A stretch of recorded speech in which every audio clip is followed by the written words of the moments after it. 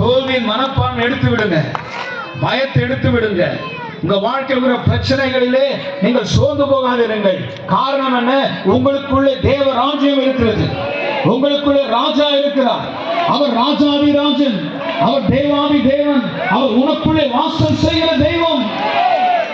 கைகளினால் கட்டப்பட்ட கோயில்களிலே அவர் வாசமாயிருப்பதில்லை, அவர் உனக்குள்ளே வாசமாயிருக்கிறார்.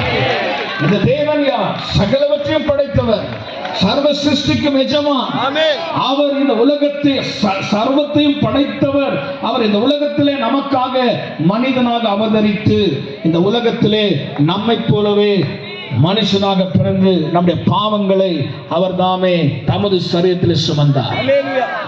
மனு குலத்துக்காக தன்னையே அர்ப்பணித்தார். இந்த மனு குலத்தை அதிகமாக நேசித்தவர் இயேசு ஒருவர் தான். எந்த அரசியல்வாதியும் மனு குலத்தை நேசிப்பது கிடையாது. அரசியல் லாபத்துக்காகத்தான் மனிதர்கள் மேல் அன்பு காட்டுகிறார்கள்.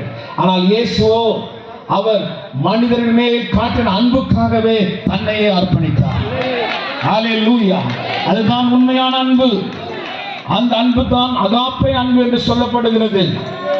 நிறைய அன்பு இருக்குது. காதலர்களுக்கு அவர்களுக்குள்ள ஒரு அன்பு இருக்குது.